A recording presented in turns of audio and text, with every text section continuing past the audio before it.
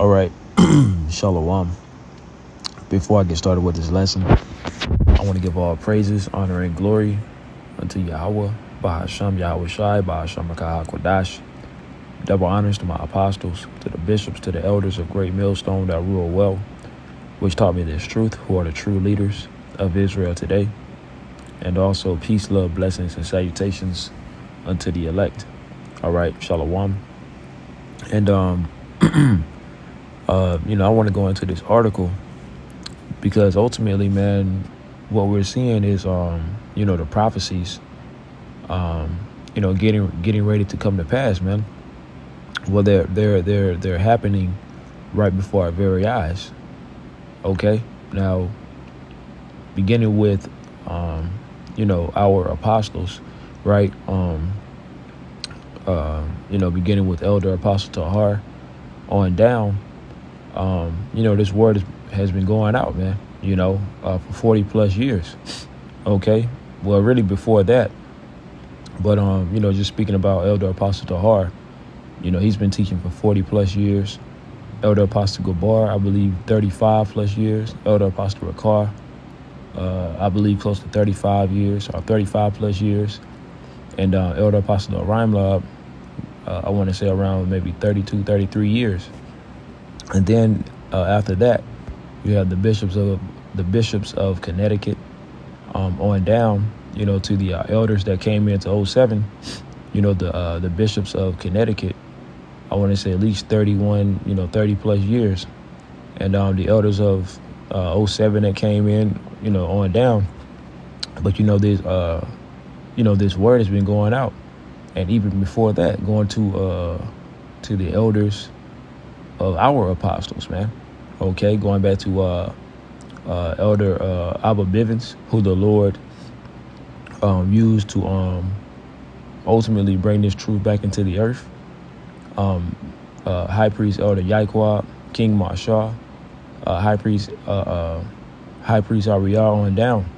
Okay, but the reason why I went into the history, of how long this truth has been actually going out, is because now we're at the time to where we're seeing these prophecies in real time. Okay. Now, of course, everybody knows what's going on, between Iran and Israel. And we understand that these are two major names, that we teach about as far as when it comes to World War III. These names are going to be major players in end time biblical prophecy, man. Okay. Now, of course, this is, because a lot of Israelites, are excited and saying, oh, we can be up out of here next week. But at the same time, it's prophecy. It's other prophecies that have to come to pass first, right? Mainly the chip, the MOTB, that's got to be mandated, man. That's got to be made mandatory. Ultimately, before World War III comes into full effect. But when we see these things, we get excited because it's just a step closer to these prophecies being fulfilled and for us getting up out of here, man. Okay. And as a matter of fact, I want to start here in St. Matthew, the 24th chapter, right? St. Matthew chapter 24, verse 1. And Yahweh Shai went out and departed from the temple, and his disciples came to him to show him the buildings of the temple. And Yahweh Shai said unto them, see ye not all these things? Verily I say unto you, there shall not be left here one stone upon another that shall not be thrown down. Okay, because when Yahweh Shai returns, he's coming to throw down this current rulership, man. Okay, this current rulership that's being ran by the Edomites. Okay, Esau, Edom, Amalek, going into these top so-called elite banking families on down, because they're the ones that are benefiting from the blessing that was given unto Esau when you go to Genesis, the 27th chapter. Esau was blessed by Isaac, okay, with the fatness of the earth, the dew of heaven, and the sword, man. Okay, and right now this devil is currently living out his blessing, but he's at the end of his blessing. Okay, so when Yahushua returns, he's coming back. Ultimately, during the time of the rule of the Edomite, man, which is now. See, he's at his end. Okay, like it says in our second Esdras, the 6th chapter and the 9th verse for Esau, Edom. Let's grab that real quick.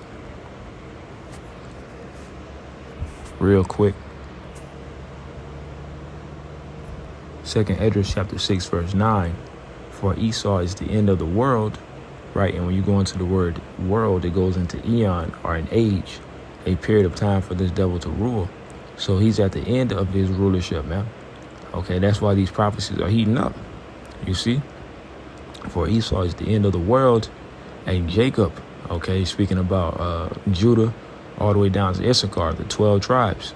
Okay, Jacob is the beginning of it that followeth, man. Okay, so ultimately Yahushua's kingdom is being ushered in, okay, via the prophets. Okay, so Esau, he's at the end of his time, right? Let's go to Job, the 14th chapter and the 5th verse. Seeing his days are determined, the number of his months are with thee. Thou hast appointed his bounds that he cannot pass. So this devil, he's not going to be able to prolong his rulership. He's not going to be able to go a tenth of a second past the set time that the Lord has for this devil to rule. And Esau is getting closer to the end of his rulership. So as we get closer to this devil's rulership, we're going to see more and more things happen. Okay, and this devil, he's about to be a complete madman. Okay, Revelation 12 and 12, because he knows that it's over. He knows that it's over for him, man. So he's going to go out with a bang, literally, man. Okay, let's go to Job, the 20th chapter. Job chapter 20, verse 5. It says that the triumphing of the wicked, according to Malachi, the 1st chapter and the 4th verse, the wicked is the Edomites, man. Okay, they are the seed of the wicked. Okay, so the Lord gave him a period of time to rule, just like the Lord gave all the nations a time to rule at one point in time. So ultimately, we're at the end of the time of the Gentiles ruling, man. It says, and the joy of the hypocrite but for a moment. So Esau, he had his time to rule, but he's at the end. Okay, though his excellency mount up to the heavens, and his head reach into the clouds, yet he shall perish forever like his own dung. They which have seen him shall say, where is he? So this devil, once he's taken down, he's not going to rise again. Okay, and that's a cut to Bishop Nathaniel of IUIC. You know, because they like to, he was teaching that at the end of the 1,000-year period, when it says we're going to reign with Yahushua, he said at the end of that 1,000-year period, Esau is going to rise back up to try to go to war with Yahushua and with Israel. But that's false, man. Once this devil gets taken down right here, that's a wrap for him, man. Okay, Job 20 and 8. He shall fly away as a dream and shall not be found. Yea, he shall be chased away as the night, as a vision of the night. Because at the end of the day, this devil, he's going to be forgotten, man. All of the because the devil is very proud of his history. Okay, but once this devil is taken down, ultimately he's going to be forgotten, especially after that 1,000-year period. Okay, because at the end of that 1,000-year period, Esau is going to be burnt up, man. Obadiah. Let's go to Obadiah. And let's go to the 18th verse. And the house of Jacob shall be a fire, and the house of Joseph, a flame, going into the 12 tribes of Israel. and the house of Esau for stubble. Now, stubble is something that you use to keep a fire burning, man. Okay. So Esau is going to be ultimately burnt up, and they shall kindle in them and devour them. And there shall not be any remaining of the house of Esau, for the Lord Yahweh have spoken it. So Esau is getting ready to be cut off, man, completely. Okay. Now, let's go back to Matthew, the 24th chapter.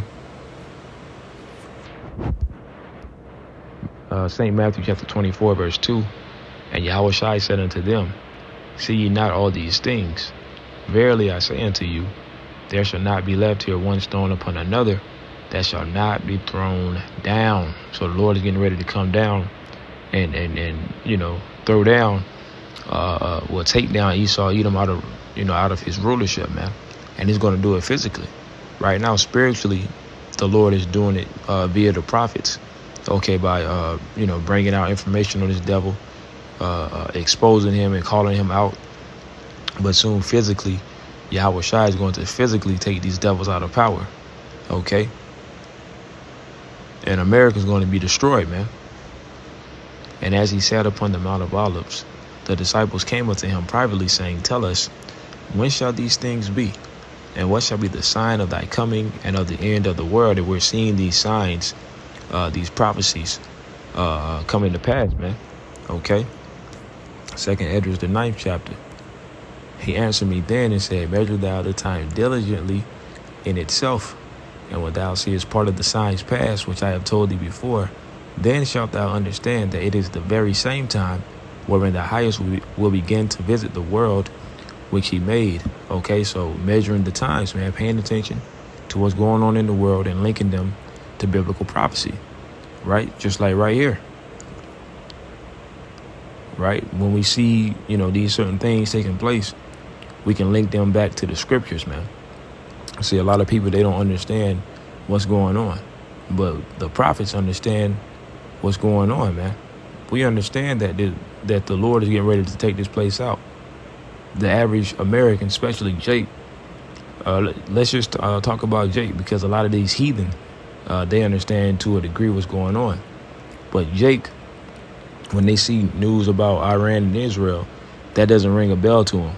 They don't think that that's going to affect them, right? Because that's all the way over in the Middle East.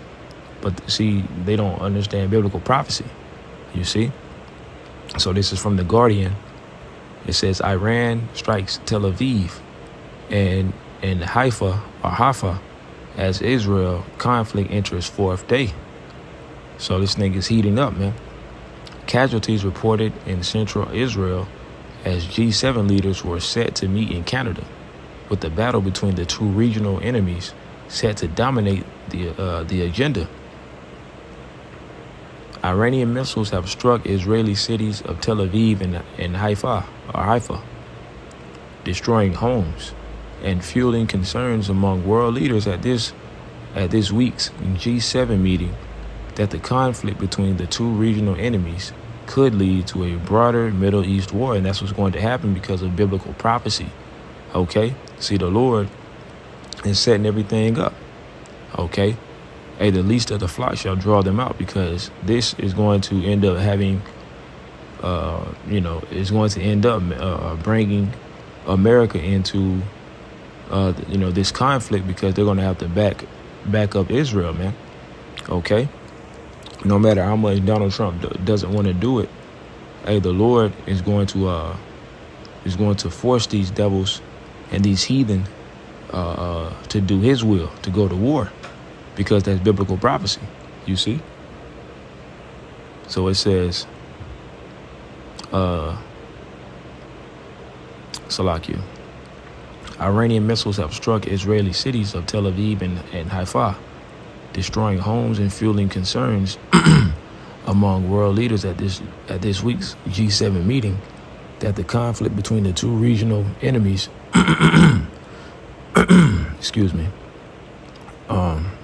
that the conflict between the two regional enemies could lead to a broader Middle East war.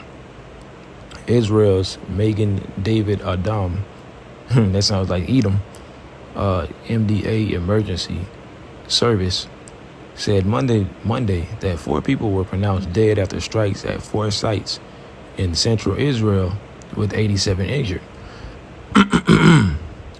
Which I don't know how true that is, because I saw another video to where they said that the people were already told to evacuate before those missiles hit. So, at the end of the day, man, we just report on these things. We don't truly know what's truly happening over there. We're just reporting on what we see. Okay. It says the dead were 2 women and 2 men, all approximately 70 years old, the MDA said. Authorities in the central Israeli city of Petah Tikva, near Tel Aviv, said that Iranian missiles had hit a residential building there, charring concrete walls, blowing out windows, and heavily damaging multiple apartments. Search and location operations were underway in the northern port city of Haifa, where about 30 people were wounded, emergency authorities said. As dozens of first responders rushed to the strike zones, fires were seen burning at a power plant near the port. Media Iran state TV said the country fired at least 100 missiles at Israel, signaling that it had no intention of yielding to international calls for de-escalation as it pressed on with its retaliation for Israel's surprise attack on Tehran's nuclear program and military leadership on Friday, right? So this thing is heating up, man. Y'all can go and finish reading this article. I just wanted to bring that part out, man. So this thing is heating up. St. Matthew chapter 24, verse 4, and Yahushua answered and said unto them, take heed, because remember, Yahushua is answering the disciples, when they asked what are going to be the signs to let us know that these end times are going to come. And Yahushua answered and said unto them, take heed that no man deceive you, right? We're in a time of a lot of great deception, right? So these are signs that we're at the end. You got all of these false prophets that's rising, the heads of these Israelite camps. They're bringing out a lot of, false, information, man, a lot of lies. Okay. Which, that's all through the Spirit of the Lord, man. Okay. So we're seeing a lot of deception. It says, for many shall come in my name saying, I am the anointed, right? A lot of people coming and saying that they have the truth, but the ones who really have the truth are the men that's not adding or taking away from the scriptures. Okay. Here at Great Millstone, beginning with our apostles and our bishops, our elders on down, man. Okay, we're not adding to the scriptures or taking away from the scriptures, lying to the congregation, man. Okay, we're giving you the whole truth and nothing but the truth, man. Okay, because we're not compromised like these other camps. These camps that are up under a 501c3 charter, so on and so forth. They're compromised, man. They're up under a gag order. Okay, so they're false prophets. And ye shall hear of wars and rumors of wars. See, and that's the main point of me going into Matthew the 24th chapter. We're hearing the rumors of wars now, man. We're seeing it. Okay, we're seeing how they're talking about brain chipping people, putting in implants. Okay, they're getting ready to bring in martial law.